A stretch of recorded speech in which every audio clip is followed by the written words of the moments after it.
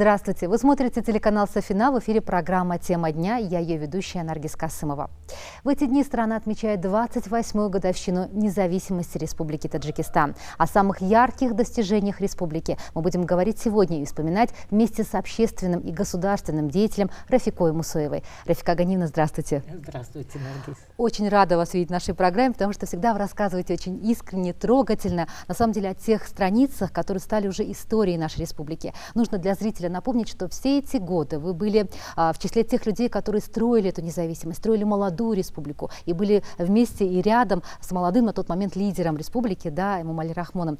Расскажите, наверное, о тех самых каких-то трогательных или ярких моментах, которые сегодня вам вспоминаются. Спасибо, Наргиз. Да, наверное, вы говорили об искренности. Искренность связана с тем, что я непосредственно участник. А люди, которые непосредственно участвовали в этих важнейших, просто исторических событиях, они не могут рассказывать иначе, наверное, об этом. И наша задача, тех, кто принимал участие, кто с первых дней участвовал в становлении независимости нашего Таджикистана, это наш долг. Доносить до, особенно молодого поколения, вот эту правду, истину, которая заложена в том, что сегодня наш Таджикистан независимый. Это независимое суверенное государство.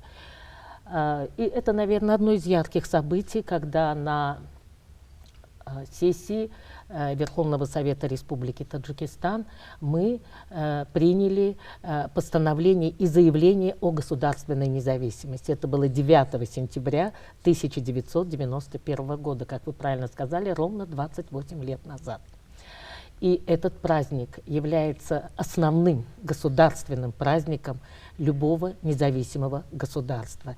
И как основной государственный праздник он у нас всегда отмечается очень торжественно, очень значимо, с участием лидера нации, президента Республики Таджикистан, с участием абсолютного максимального количества населения, причем во всех регионах, в джамуатах, везде. Это общенациональный праздник.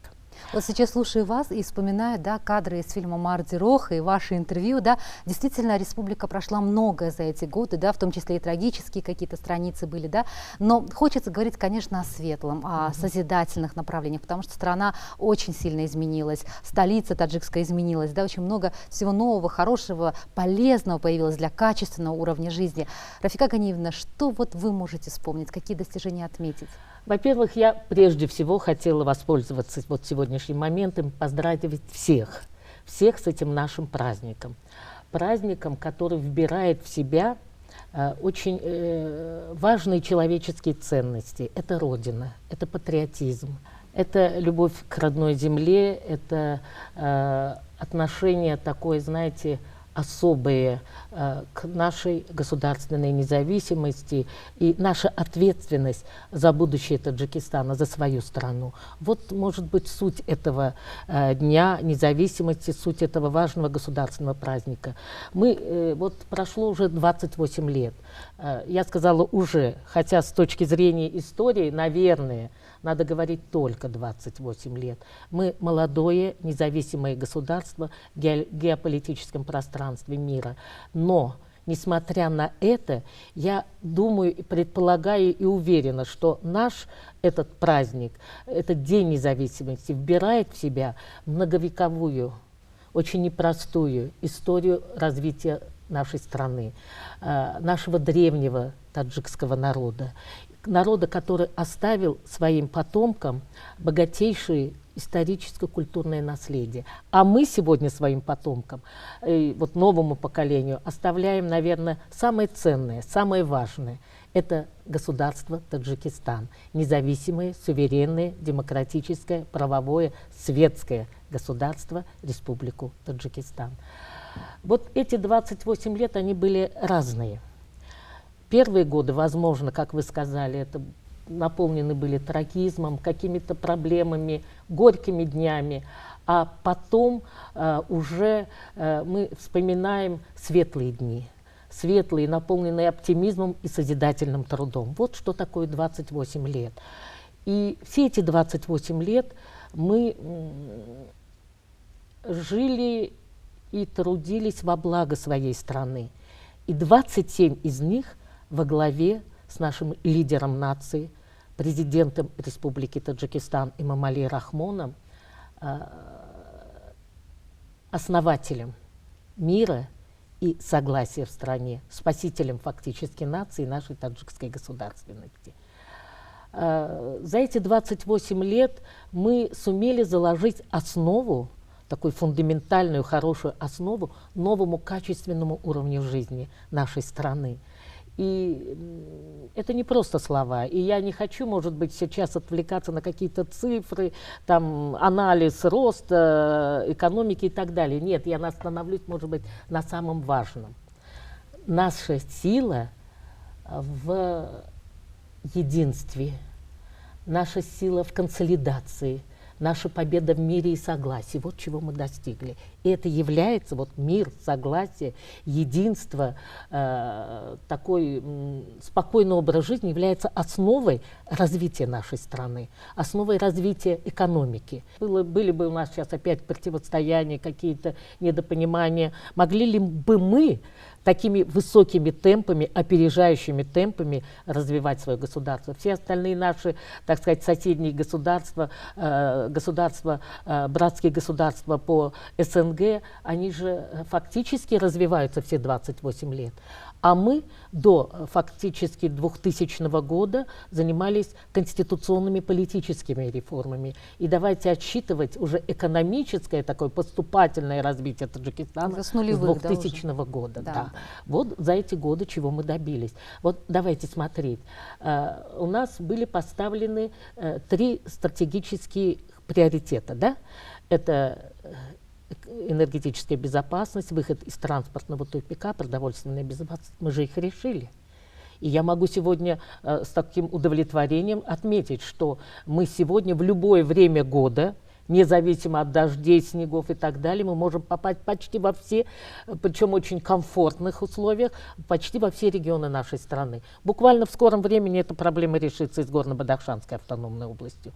Мы сегодня обеспечиваем сами себя основными видами продукции, причем овощами, фруктами экологически чистыми. У нас развивается земледелие, у нас развивается сельское хозяйство, аграрный сектор, виноградарство, садоводство.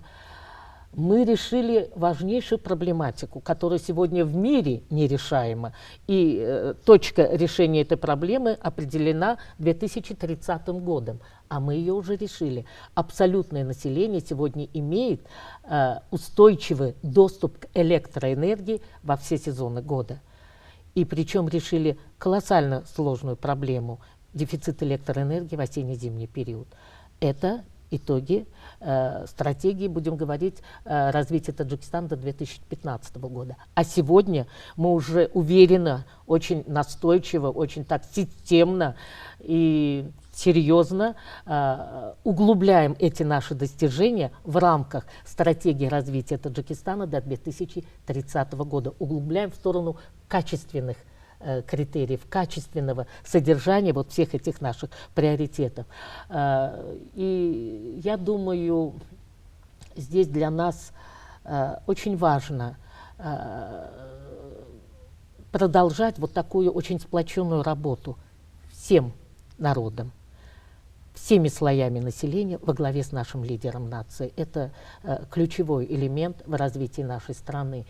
Если говорить о стратегии нынешней, то надо отметить, что мы живем в очень сложных условиях, очень серьезной конкурентной борьбе на мировой арене, на глобальном уровне. И здесь, чтобы нам дальше развиваться, нам необходимо развивать свое промышленное производство, используя свои внутренние ресурсы, свои огромные богатства, недров страны, чем наделил нас Бог, нашими природными ресурсами. Это еще одна задача, да, стратегия? Да, да, нам нужно их уже вот приближать и максимально начинать использовать. Причем с переработкой этих вот сырья внутри страны, что в разы увеличит наши доходы. А это значит, выходит на арену 4-й стратегический приоритет и задача – это индустриализация. нашей страны.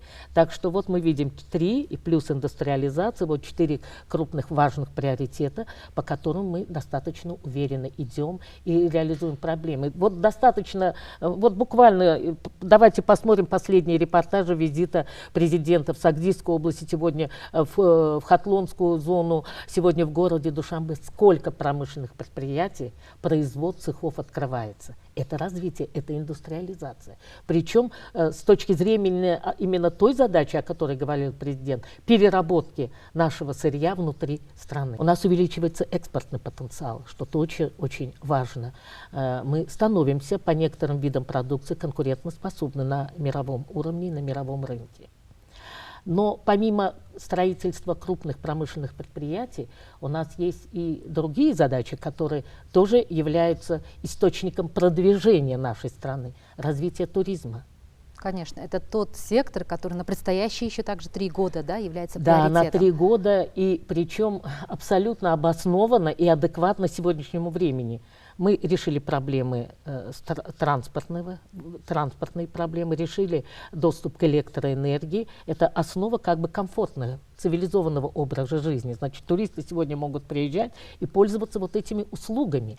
То есть создана база для развития туризма, при том, что у нас была своя основа. Это удивительная, неповторимая природа нашего Таджикистана. Это уникальный туристический продукт, уникальный с точки зрения экологии, и с точки зрения сохранения наших национальных традиций, ремесел. Это то, что сегодня привлекает многих туристов, потому что не все страны сумели за все свои годы существования сохранить свое национальное и культурное наследие, а это сегодня очень привлекательно. Поэтому развитие ремесел, развитие национального творчества, развитие домашнего, будем говорить, предпринимательства, все это зиждется на развитии туризма и развитии села. Они взаимоувязаны. И поэтому не зря вот 3 года объявлены вот в этом направлении. Но знаете, что бы я хотела бы еще особо отметить, что вот как-то радует меня особо своим вот таким. За 28 лет выросло новое поколение. Но оно не просто выросло и появилось, оно сегодня является основой нашего народа. Ведь средний возраст населения Таджикистана чуть больше 27 лет. А нам уже 28 независимость. То есть наше население, вот средний возраст, моложе, чем наша независимость. Вот это молодое поколение является основой нашего народа и является будущим нашей страны.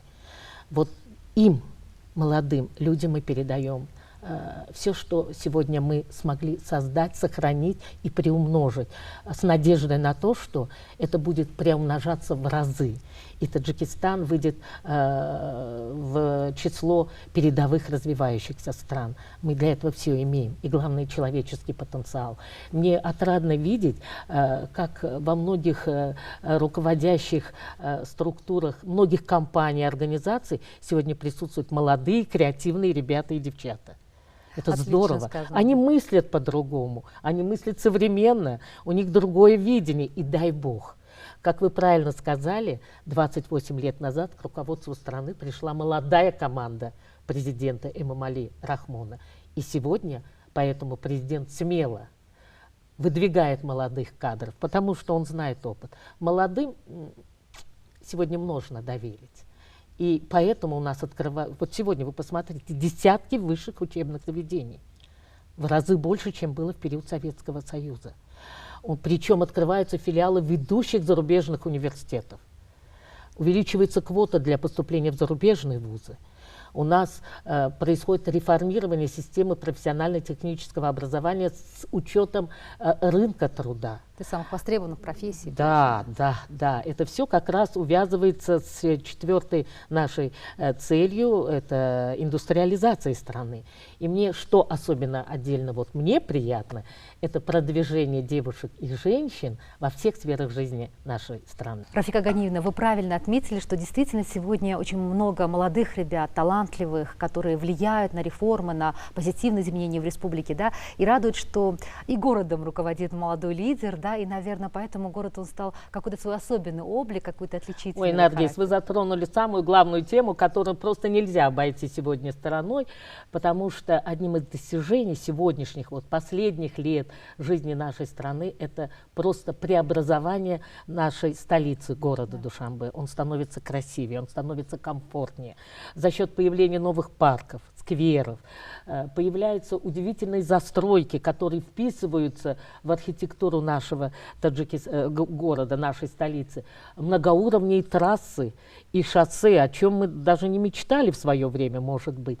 И я не ошибусь, если скажу, наверное, и вы со мной согласитесь, что наша столица становится очень красивой, и она становится одной из самых красивых на пространстве СНГ, может быть, и больше. Вы знаете, действительно, это город, наверное, наших детей, в нем комфортно, это город доступной среды, да, и это здорово. Если говорить еще о других моментах, да, что касается... Вы знаете, давайте, вот я бы обязательно отметила, что повышается повысился авторитет Таджикистана на международном уровне.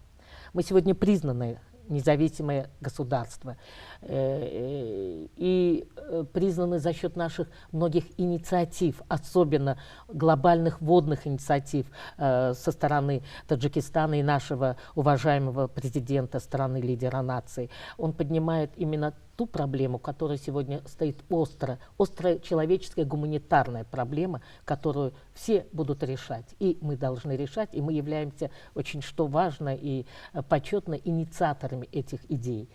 Знаете, вот если так вот, может быть, подвести какой-то вот итог вот тому, что было сказано, я бы хотела сказать свое мнение, но я думаю, его разделите и вы, и многие, и все наши таджикистанцы. Сегодня наш таджикский народ гораздо сильнее, чем был прежде.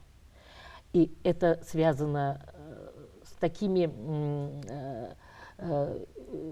критериями, с такими фундаментальными ценностями, как любовь к своей родине, как патриотизм. Я возвращаюсь к тому, с чего начала. Любовь к родине, патриотизм, консолидация вокруг нашего лидера нации, желание и умение двигаться вперед и решать какие-то новые колоссальные сложные проблемы.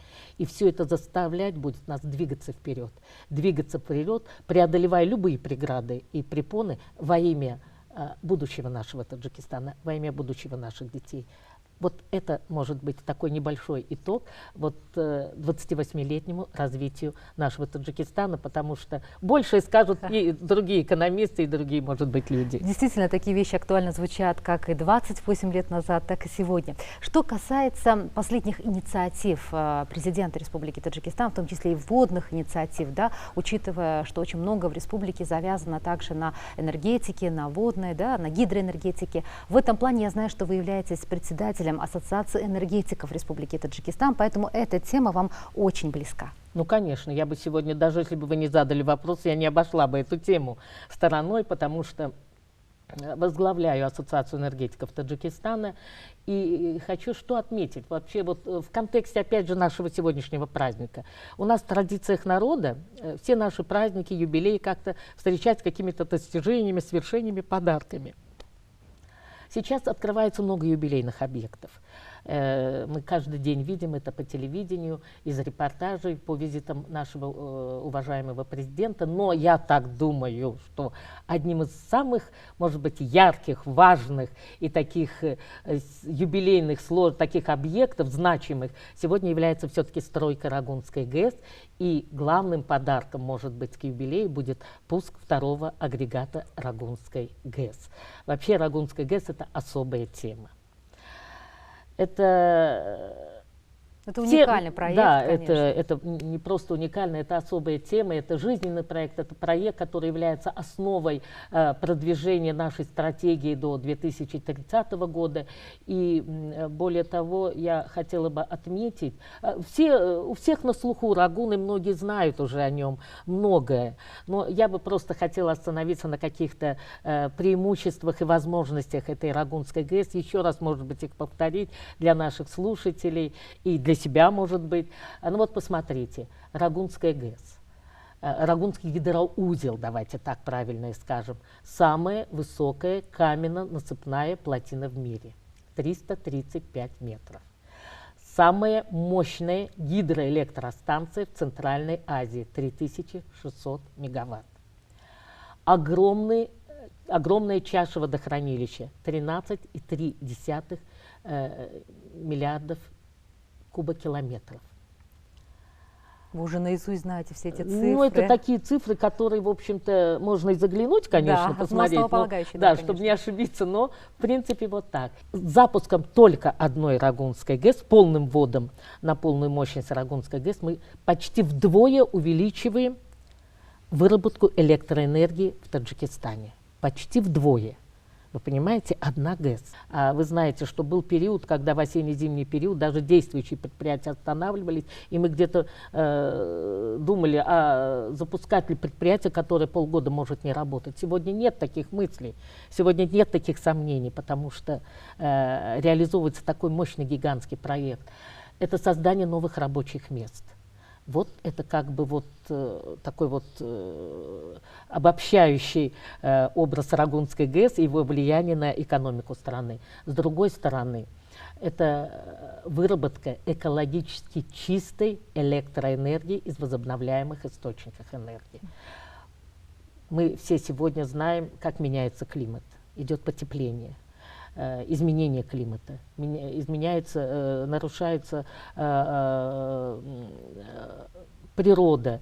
Это все связано с выбросами СО2. А вот как раз выработка возобновляемой экологически чистой электроэнергии приостановит эти процессы. Это будет вкладом, глобальным, таким серьезным вкладом Таджикистана в борьбу с изменением климата не только в Таджикистане, но и в регионе. Уже сегодня выбросы углекислого газа СО2 у Таджикистана всего 5% в регионе. Это очень мало. И по выработке экологически чистой электроэнергии из возобновляемых источников энергии Таджикистан сегодня занимает 6-е место в мире. А если мы запустим наши другие мощности, и в том числе в первую очередь Рагунскую ГЭС, мы можем претендовать и на 2-е, 3-е место в мире по выработке электроэнергии из возобновляемых источников. Это ли не предмет гордости? Но к этому мы тоже не так просто шли. Необходимо было просто политическая воля, мужество, такой, знаете, огромная любовь к своей нации, патриотизм, умение доводить дело до конца нашего лидера нации, чтобы суметь возродить эту стройку, которая была приостановлена в 92-е годы. Нужно сказать, что она в 70-х даже, да, взяла Начиналась начало, она да? в 70-е, а в 92-м году она была приостановлена из-за понимаемых событий, которые были в стране. И возрождение этой стройки было не так просто взяться. То есть тогда строила огромный Советский Союз, мощный Советский Союз эту стройку, а тут один Таджикистан, наш независимый Таджикистан. Практически в одиночку, да, вначале, да. И вы знаете, я просто преклоняюсь перед прозорливостью, дальновидностью, мудростью нашего президента, что он взялся за это непомерно тяжелый груз и вышел победителем. Мы вышли победителем. Мы сумели доказать тем, кто сомневался, показать, убедить преимуществах нашей Рагунской ГЭС. И для этого буквально до начала возобновления строительства Рагунской ГЭС, это уже в 2000-х годах, была проведена экспертиза проекта Рагунской ГЭС вновь. До этого несколько было экспертиз в советское время и так далее, но вновь пошли на то, чтобы была проведена экспертиза под эгидой Всемирного банка. На предмет безопасности, на предмет проекта, социальная, экологическая экспертиза.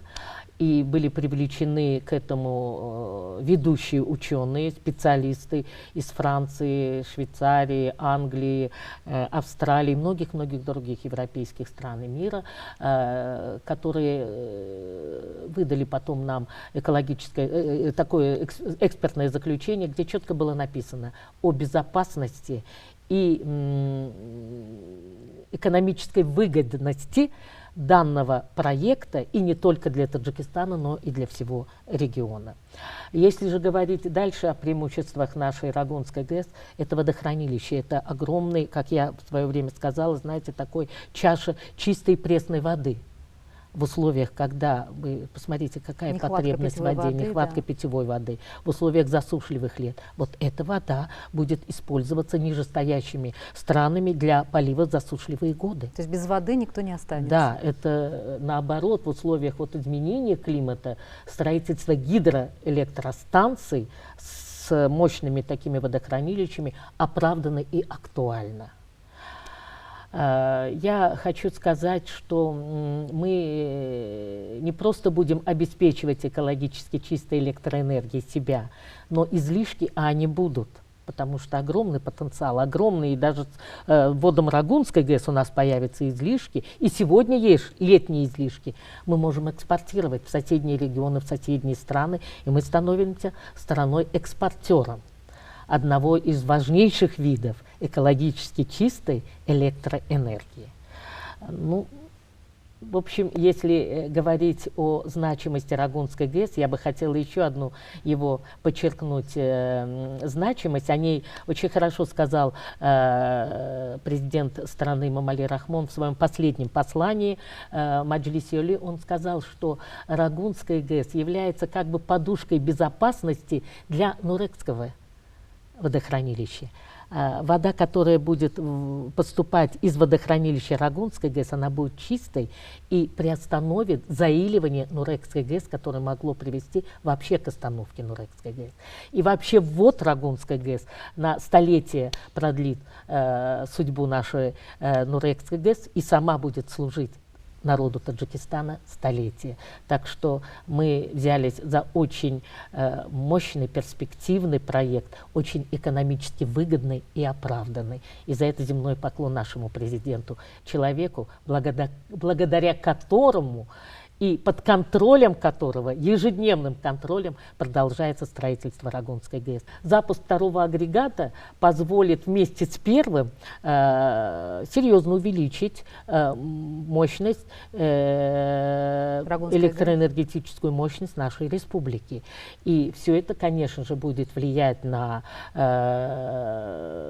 сокращение всяких дефицитов, хотя дефицит осенне-зимний период уже 2 года мы его не чувствуем, мы уже получаем электроэнергию круглый год, нет, да. А это позволит нам еще более, прежде всего, развивать индустриализацию страны, то есть развитие промышленных предприятий, которые будут уверены в абсолютном устойчивом доступе к электроэнергии, что очень связано с индустриализацией страны. Спасибо огромное, Рафика Ганиевна. Действительно, запуск второго агрегата – это долгожданный подарок ко Дню независимости. Да? Это действительно большой подарок для всех таджикистанцев, которых мы поздравляем, наверное, с Днем независимости, с очередной годовщиной, и будем готовиться к юбилейной дате, к 30-летию. Да, мы будем готовиться к юбилейной дате, к 30-летию, но все-таки, тем не менее, сегодня мы отмечаем 28-ю годовщину независимости Таджикистана. Одновременно запуск второго агрегата Рагунской ГЭС, исторической нашей стройки.